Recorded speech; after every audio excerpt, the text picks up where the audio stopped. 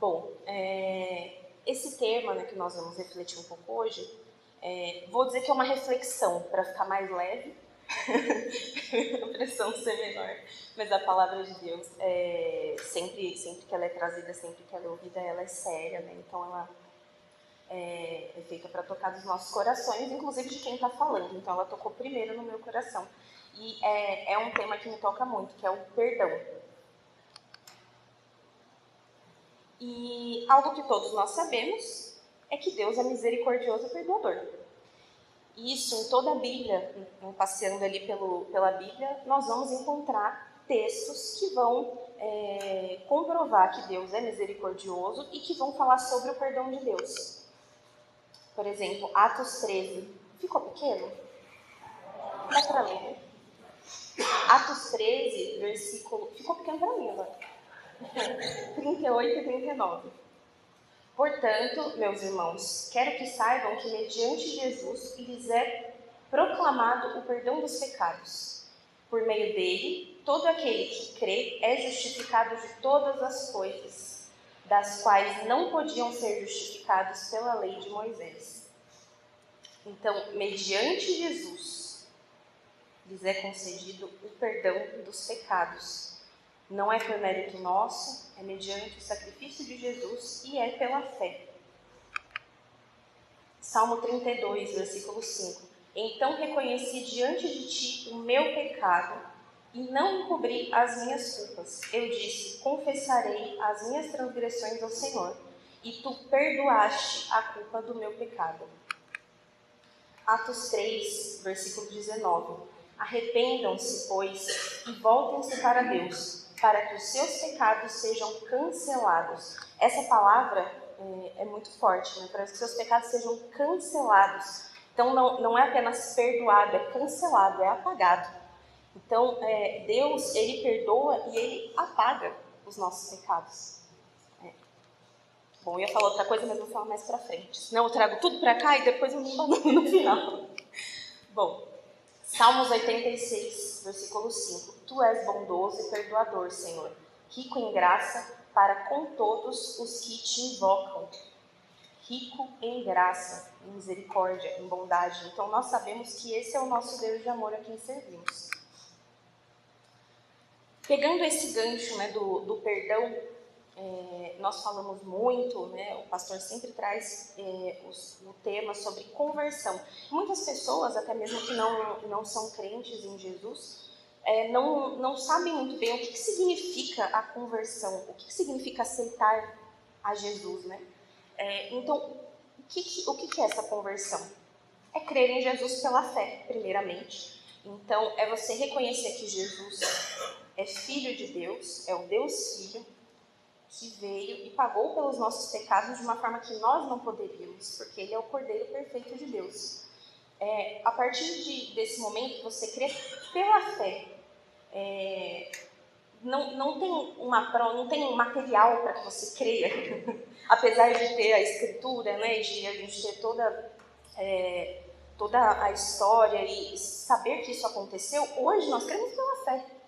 E é isso que Deus quer de nós. Então, crendo em Jesus pela fé, consequentemente, nós nos arrependemos dos nossos pecados, reconhecemos que nós somos pecadores, que somos imperfeitos, que nossa vida não está de acordo com o que Deus quer, nós reconhecemos isso e apresentamos os nossos pecados a Deus pedindo perdão.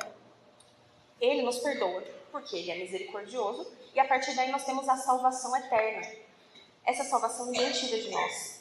Então, Deus nos dá através de Jesus, o sacrifício já foi feito por Ele. Então, a partir desse momento que nós entregamos a vida a Cristo, a Deus, que nós cremos em Cristo, nós temos a salvação eterna, temos essa certeza. Só que não é porque nós temos certeza da salvação que a gente vai ser desleixado, certo? Então, eu já estou salvo, então eu posso fazer o que eu quiser, porque Deus é misericordioso, Ele já me salvou, então eu posso viver minha vida do jeito que eu quiser, porque eu já tenho a salvação. Não é bem assim. Depois da conversão vem a transformação, e essa transformação não vem de nós, vem de Deus. Claro, né, nós nos colocamos diante de Deus e permitimos que Ele faça essa transformação em nós, transformação de caráter, de vida, de velhos hábitos. E foi muito interessante porque o Rodrigo trouxe, inclusive a gente não combinou, mas ele trouxe essa experiência dele, né, de conversão, disse, já tinha me convertido e houve uma transformação, que não é do dia para a noite, me converti, estou transformado, estou santificado e já vou para a glória, não é assim. A transformação, para alguns é mais rápida, para alguns é mais lenta, mas depende de nós deixarmos Deus trabalhar na nossa vida. E daí vem a obediência, porque se nós entregamos nossa vida a Cristo, nós sabemos que Ele é amor, nós amamos a Cristo, nós amamos a Deus, para que nós vamos desobedecer? Ou fazer algo que Ele não se agrada? Porque a partir do momento que há essa conversão, nós buscamos conhecer quem é Deus, o que Ele quer para nós, a Sua palavra. Então, nós temos que ter esse conhecimento do que Jesus, né, do que Deus se agrada e do que Ele não se agrada. A partir do momento que nós temos esse conhecimento, para que a gente vai fazer algo que desagrada a Deus? Sabendo que aquilo desagrada. Então, a obediência é olhar para a palavra de Deus, saber o que Ele quer para nós e seguir esse caminho, né? Não ir para o lado oposto. Por exemplo, trazendo um exemplo bem bobo. Quando nós amamos, por exemplo, nós amamos nossas famílias, certo? Eu amo minha família, amo meu marido. Por exemplo, eu sei que o Daniel não gosta de fígado. Descobri, né? Que não sei como, mas alguém não gosta de fígado, que é muito bom. Mas ele não gosta. Se eu sei que ele não gosta, eu vou fazer fígado para ele todo dia? Eu quero agradar. Do mesmo jeito que ele me agrada. Ele faz coisas que ele sabe que eu gosto para me agradar. Por quê? O amor é feito de atos, né? Atos de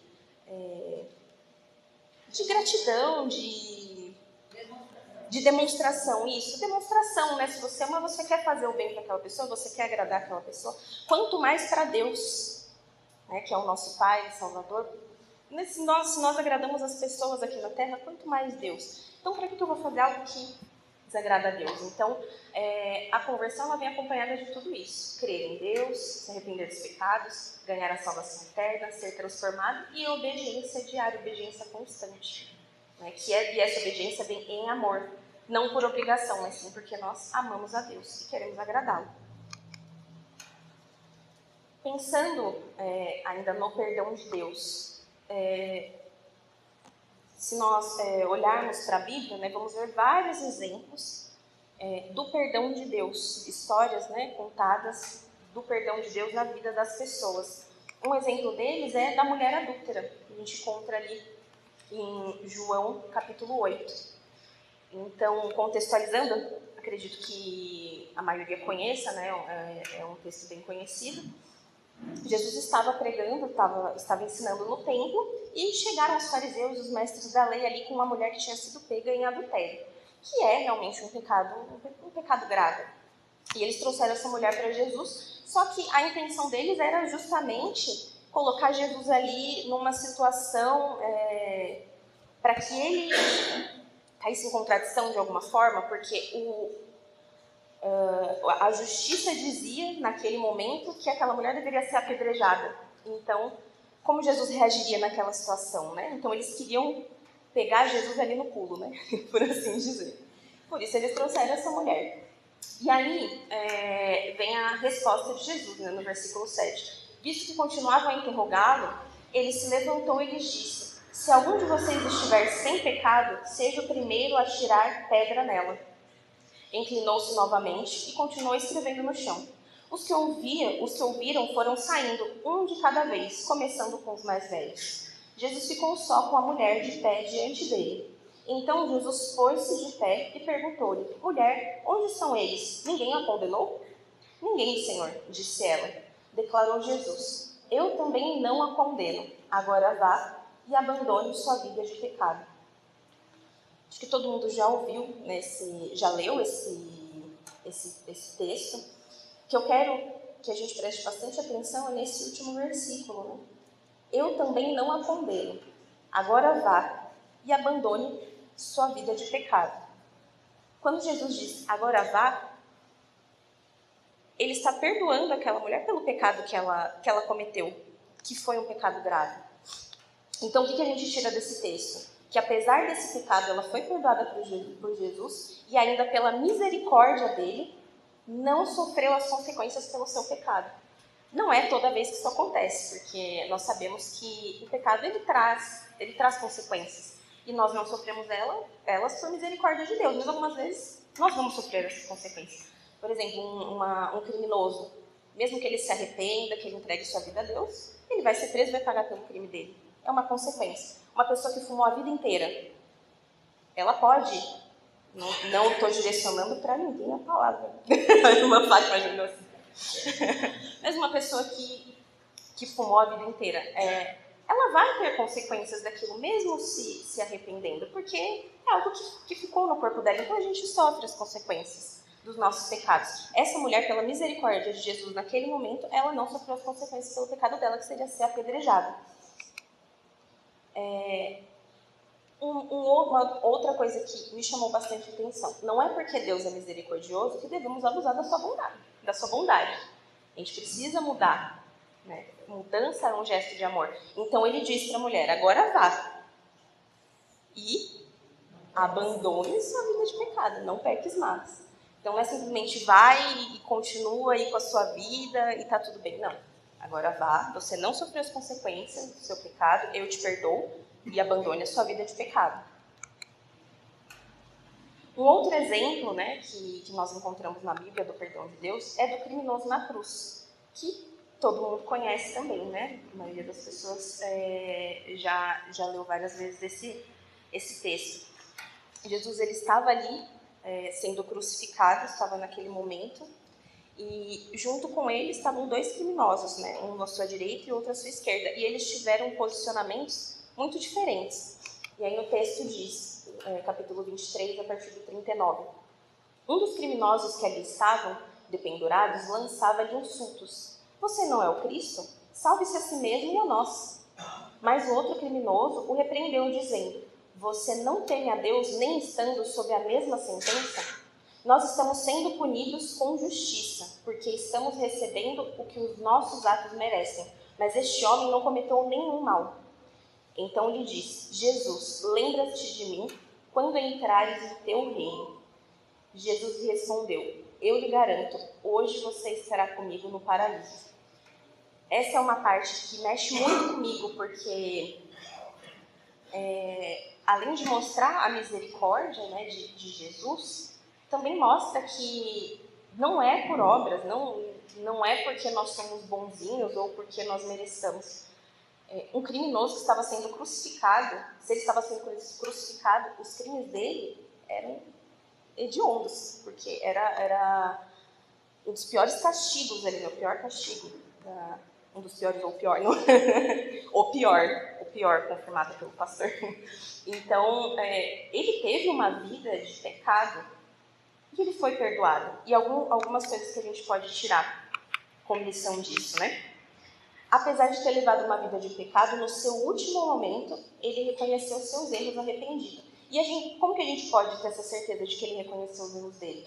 Primeiro ele diz para o outro, né, na repreensão: nós estamos sendo punidos com justiça, porque estamos recebendo o que os nossos atos merecem. Então ele reconheceu que ele é pecador, que ele estava errado, que ele merecia aquilo. Ele merecia aquela consequência.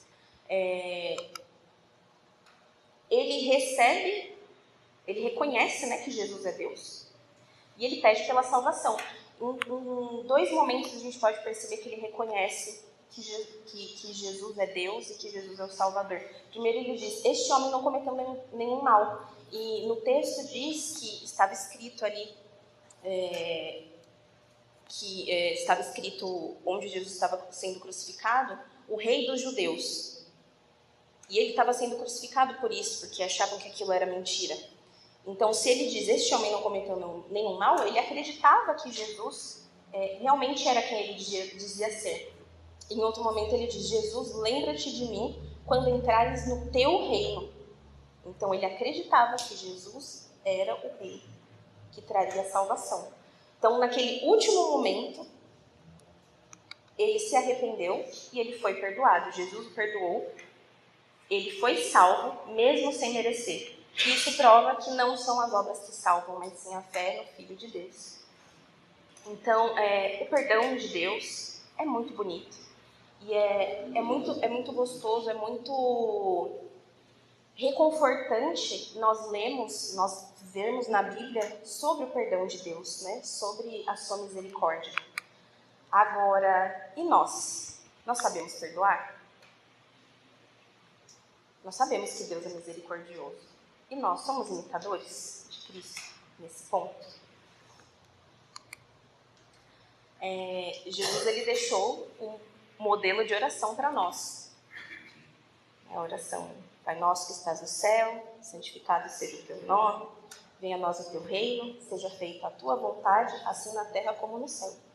O pão nosso de cada dia nos dai hoje, perdoa as nossas dívidas, assim como perdoamos aos nossos devedores.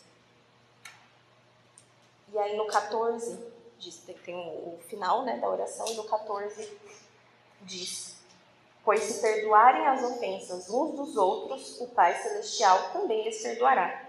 Mas se não perdoarem uns aos outros, o Pai Celestial não lhes perdoará as ofensas. Alguém já parou para refletir nessa parte depois da oração do Pai Nosso?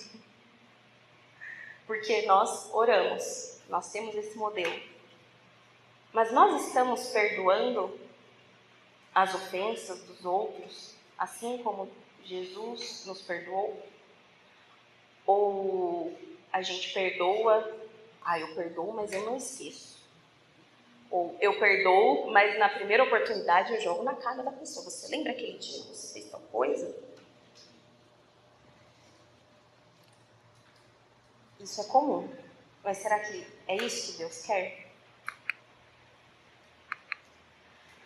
Em Mateus, capítulo 18, versículo 21 e 22 diz: então Pedro aproximou-se de Jesus e perguntou: Senhor, quantas vezes deverei perdoar a meu irmão quando ele pecar contra mim? Até 7 vezes? Jesus respondeu: eu lhe digo, não até 7, mas até 70 vezes 7. Alguém já calculou quanto que dá isso? É muito. É pouco. 490. Eu fiz esse cálculo. Mas, claro que não é só 490. É uma forma de Jesus dizer: todas as vezes. Quando que você vai perdoar? Não tem limite de perdão.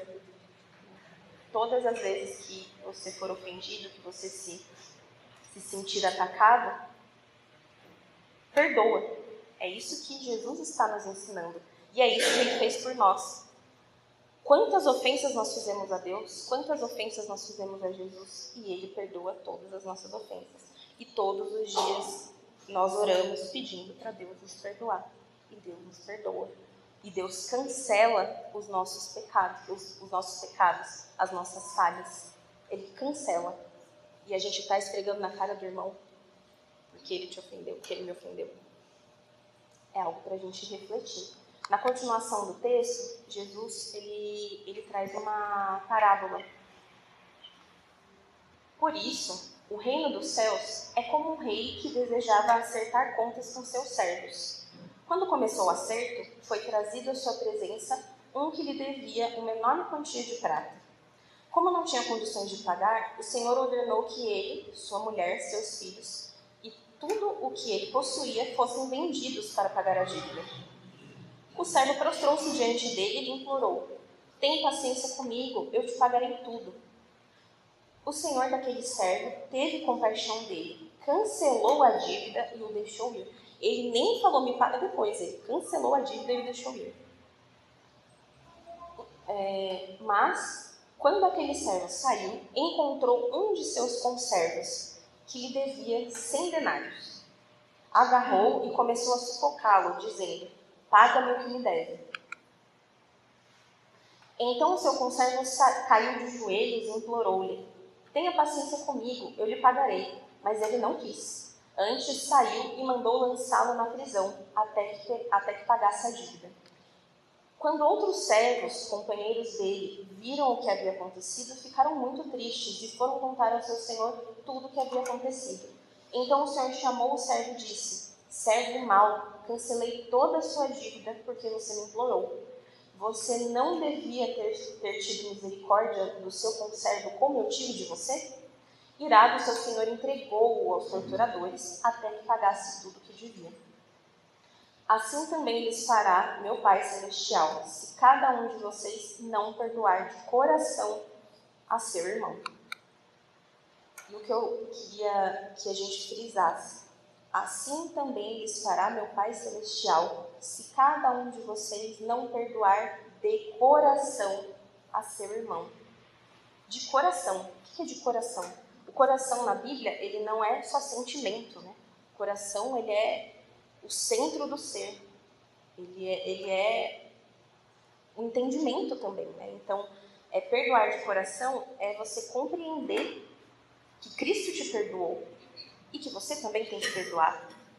E que você vai continuar amando aquele irmão, você vai continuar amando aquela pessoa, ou até mesmo, como a gente viu hoje na EBD, até mesmo o inimigo. Você vai continuar amando e você vai perdoá-lo. Mesmo que ele não mereça, porque nós também não merecemos, nós somos perdoados por Cristo. Então, é muito difícil, na prática, né, perdoar as ofensas. Não é fácil, mas Deus nos dá condições, né? Jesus nos transforma a partir do momento que nós entregamos nossa vida a Ele. Então, nós temos que deixar Jesus trabalhar na nossa vida, inclusive para que nós saibamos liberar esse perdão. Então, eu já tinha preparado essa mensagem, mas hoje de manhã a EBD teve uma parte que falou justamente sobre isso, ali onde trouxe esse tema do perdão, né? O tema era o amor, e em alguma parte ali foi falado sobre o perdão. Que inclusive a gente comentou que a falta de perdão, o rancor, ele adoece. E adoece mesmo, de verdade. O rancor congelado, como a gente disse, rancor congelado, mágoa congelada vira depressão. E outras coisas piores. Né? E assim, eu ouvi um exemplo, uma vez uma pessoa me deu esse exemplo para falar justamente sobre essa questão de mágoa, né? Na verdade, não foi nem para mim, mas eu estava ali junto na situação. Ele tinha uma cicatriz, provavelmente ele fez uma cirurgia no coração, algo assim. Ele tinha uma cicatriz bem profunda. E aí ele disse, tá vendo essa cicatriz aqui? Um dia ela doeu muito, estava aberta, né? Ferida aberta. E hoje ela não dói mais, você percebe? Eu toco aqui e ela não dói. A marca está aqui, você olha no espelho eu vejo. Só que ela não dói. Então, quando algo nos machuca, mesmo que, sem ser fisicamente, né, se alguém nos ofendeu ou se algo nos entristeceu, se você libera o perdão de coração, aquilo com o tempo vai passar, a dor vai passar. É claro que você vai lembrar da situação, porque ninguém vai ter a memória apagada, nossa memória está ali. Só que a questão é, como você se sente quando você lembra daquilo? Aquilo toda vez, aconteceu há 20 anos, e toda vez que você lembra, dói do mesmo jeito? A ferida está aberta, você não deixou aquilo cicatrizar? Nunca fechou? Então, a gente precisa deixar as feridas fecharem. Claro que ninguém é de pedra, vai doer sim. Quando alguém te decepciona, ou quando você se entristece, vai doer. Só que aquela dor, você precisa deixar Deus curar.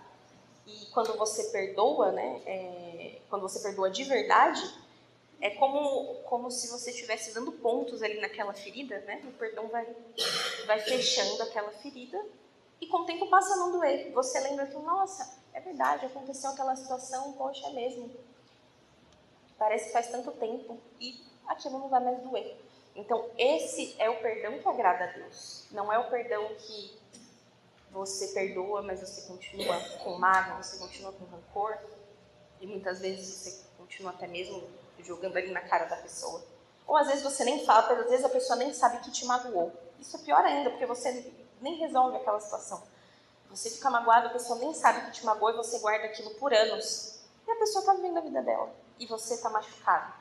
Então, quando Deus fala para nós perdoarmos, é para o nosso próprio bem.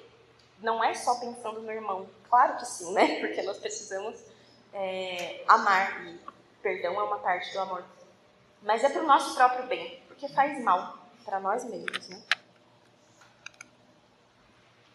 E para a gente refletir.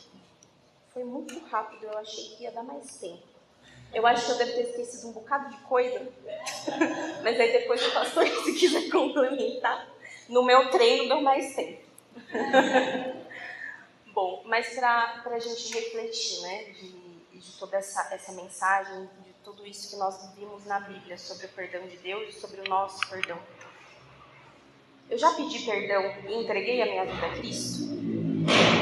Esse é o primeiro passo, porque se nós não fizermos isso, nós não temos nada. Se nós não temos Cristo, nós não temos nada. Então essa é a primeira reflexão que nós temos que fazer. Se eu fui perdoado, será que eu sou como o servo ingrato da parábola? Será que eu recebi o perdão de Deus, mas na hora de perdoar eu não quero? Quando eu perdoo, eu realmente perdoo de coração ou só da boca para fora? Estou desagradando e desobedecendo a Deus, guardando rancor em vez de perdoar? A falta de perdão não faz mal só para o outro, faz mal primeiro para nós mesmos. Amém, irmãos? Amém.